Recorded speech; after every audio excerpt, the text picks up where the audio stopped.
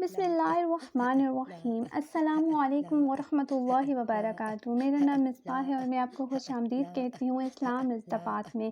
امید ہے کہ آپ ایمان اور صحت کی بہترین حالتوں میں ہوں گے۔ آج ہم جس سورہ کے بارے میں جانیں گے وہ ہے سورۃ الانعام۔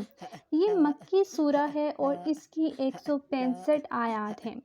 اس سورہ کو سمجھنے کے لیے ہم اس کو 6 حصوں میں تقسیم کریں گے۔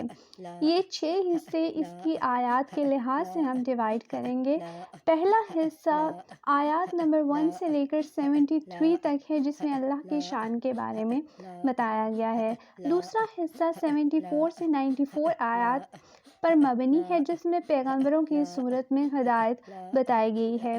تیسرا حصہ 95 سے 121 آیات پر مبنی ہے، جس میں کائنات کے نظام کا ذکر ہے۔ چوتھا حصہ 122 سے 135 تک کی آیات پر مبنی ہے، جس میں مرنے کے بعد خود کا جائزہ لیا گیا ہے، اور اس کے بعد جو ہے پانچواں حصہ ہمارے پاس 136 سے 147 آیات پر مبنی ہے، جو کہ اللہ تعالیٰ نے جس میں بدعت سے ناپسندیدگی کا اظہار کیا ہے۔ چھٹا اور آخری حصہ 148 سے 165 آیات پر مبنی ہے، جس میں زندگی گزارنے کے رہنما اصول بتائے گئے ہیں۔ آئے ہم ون بائی ون اب ان حصوں کے بارے میں جانتے ہیں۔ پہلا حصہ جو کہ آیات نمبر 1 سے لے کر 73 تک ہے، اس میں اللہ کی شان یا گلوری آف اللہ کے بارے میں بتایا گیا ہے۔ سورہ کا آغاز اللہ کی حمد و ثنا اور توحید سے ہوتا ہے اور دوبارہ زندہ کرنے کے بارے میں صاف نشانیاں بتائی گئی ہیں۔ مکے کے لوگوں کو بھی تنبیہ کیا جاتا ہے کہ ان سے آنے والے پہلے لوگوں کو برباد کر دیا گیا تھا، کیونکہ انہوں نے رسولوں کی باتوں کی نفی کی تھی۔ اسی طرح سے آیت نمبر 11 میں اللہ فرماتا ہے کہ زمین میں گھومو اور ان لوگوں کا حشر دیکھو جنہوں نے اللہ کی بات کو جھٹلایا تھا۔ اللہ تو رحم فرمانے والا ہے، اور اللہ کے حکم کے بنا نہ کوئی چیز ہمیں نقصان دے سکتی ہے اور نہ کوئی چیز ہمیں نفع پہنچا سکتی ہے۔ ایمان نہ لانے والے قیامت کے دن جب دوزخ کی آگ کو دیکھیں گے تو التجا کریں گے اور سوچیں گے کہ کاش وہ واپس جا کر اپنی غلطیوں کا ازالہ کر سکیں۔ حضرت محمد صلی اللہ علیہ وآلہ وسلم کے پاس معجزات لانے کی کوئی طاقت نہیں، مگر صرف اس کے جس کی اجازت اللہ نے دی ہو۔ اللہ ہم پر سختیاں اور مشکلات لاتا ہے تاکہ ہمیں پرہیزگار اور متقی بنا سکے۔ اسی طرح سے ڈفرینٹ آیات میں اللہ تعالیٰ نے حضرت صلی اللہ علیہ وآلہ وسلم کو ان لوگوں کے ساتھ رہنے کا کہا جن پہ اللہ کی رحمتیں نازل ہوتی ہیں، اور انہیں کہا گیا کہ وہ ان لوگوں کو ہدایت دیں جو ہدایت جاننا چاہتے ہیں۔ اللہ کی نعمتیں لا تعداد اور بے حساب ہیں۔ اللہ زمینوں اور سمندروں کے تمام راز سے واقف ہے، اور اللہ کی اجازت کے بنا ایک پتھر بھی ہل نہیں سکتا، اور وہ ہمیشہ سچ اور حق پر چلنے والوں کے ساتھ رہیں۔ دوسرا حصہ جو کہ ہمارے پاس پارٹ 2 کہلائے گا، وہ 74 سے 94 کی آیات پر مبنی ہے، جس میں آپ پیغمبروں کی صورت میں ہدایت اللہ تعالیٰ نے بتائی ہے۔ ان آیات میں اللہ فرماتا ہے کہ کیسے ابراہیم علیہ السلام نے یہ ثابت کیا کہ چاند، ستارے اور سورج خدا نہیں ہو سکتے، اور اللہ نے باقی پیغمبروں کا بھی تذکرہ کیا کہ کیسے انہوں نے حق بات اپنے لوگوں تک پہنچائی۔ قرآن ہدایت کی کتاب ہے۔ اللہ نے مکے اور مکے کے ارد گرد تمام لوگوں کے لیے یہ نازل فرمائی ہے۔ اور سب سے بڑے گناہ گار وہ لوگ ہیں جو اللہ کے ساتھ لوگوں کو شریک ٹھہراتے ہیں۔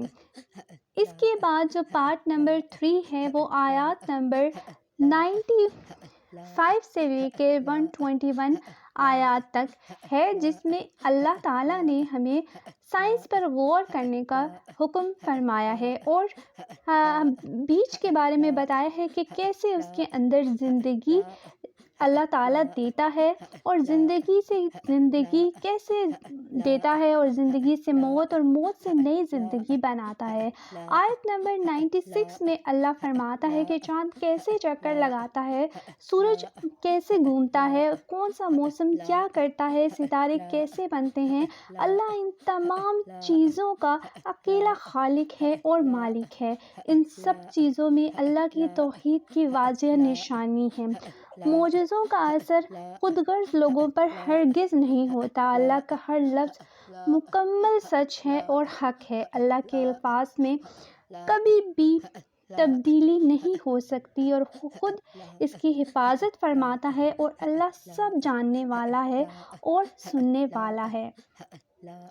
چوتھا حصہ جو کہ آیت نمبر 122 سے لے کر 135 آیات میں ہے، اس میں سیلف ایویلیویشن ہو رہی ہے کہ سیدھی راہ پہ چلنے والے لوگ مشعل کی طرح روشن ہیں اور وہ کبھی بھی بھٹکے ہوئے لوگوں کی طرح نہیں ہوں گے۔ جن کو اللہ نے ہدایت دینی ہوتی ہے ان کے دلوں کو اللہ کشادہ فرماتا ہے، اور جو لوگ گمراہ ہوتے ہیں ان کے دلوں کو اللہ تنگ اور سخت کر دیتا ہے۔ قیامت کے دن منکر لوگ اپنی غلطیوں کو خود تسلیم کریں گے اور اپنے خلاف خود گواہی دیں گے کہ وہ غلط تھے۔ اللہ سے ہمیشہ یہ دعا کرنی چاہیے کہ وہ دلوں کو ہمیشہ ہدایت حاصل کرنے کے لیے کشادہ رکھے۔ آمین۔ اس سورہ کا 5واں حصہ ہمارے پاس اللہ تعالیٰ کی طرف سے جو بدعتیں انہوں نے ناپسند کی ہیں اس کے بارے میں ہے، جو کہ آیت نمبر 136 سے لے کر 147 تک کی آیات پر مبنی ہے۔ ان آیات میں اللہ نے کچھ تہمات کے بارے میں ذکر کیا ہے جو مشرکین نے فصلوں اور کھیتوں کے بارے میں بنائی تھی۔ اللہ نے ایسی تمام تہمات بدعات کو مکمل طور پر جھوٹا کہا ہے۔ اللہ فرماتا ہے کہ ایسی بدعت بنانے والوں پر سخت سزا دی جائے گی جو اللہ کے بارے میں جھوٹی باتیں کرتے ہیں۔ اللہ نے جانوروں کو انسانوں کے لیے بنایا ہے تاکہ وہ انہیں کھا سکیں اور ان سے فائدہ حاصل کر سکیں۔ شیطان کے نقش قدم پر بالکل نہ چلو کیونکہ وہ تمہارا کھلا دشمن ہے۔ اسی طرح پارٹ نمبر 6 میں انسان کی جو زندگی گزارنے کے رولز ہیں، ریگولیشنز ہیں، ان کے بارے میں اللہ تعالیٰ فرماتا ہے۔ یہ آیت نمبر 148 سے لے کر 165 تک کی آیات پر مبنی ہے۔ اللہ کے دلائل سب سے زیادہ سچے اور معتبر ہیں۔ رسول صلی اللہ علیہ وآلہ وسلم اور ان کے ساتھیوں کو حکم دیا گیا کہ وہ نفس کی خواہشات پر نہ چلیں۔ اللہ نے یہ ہدایت فرمائی کہ شرک مت کرو، والدین کے ساتھ اچھے رہو، بچوں کو غربت کے ڈر سے قتل مت کرو، بیہودہ کاموں کی طرف مت جاؤ، ناحق کسی کا قتل مت کرو، یتیموں کی مال کی طرف نہ دیکھو، ہمیشہ انصاف کرو۔ اللہ تعالیٰ کسی کو بھی اس کی ہمت سے زیادہ نہیں آزماتا۔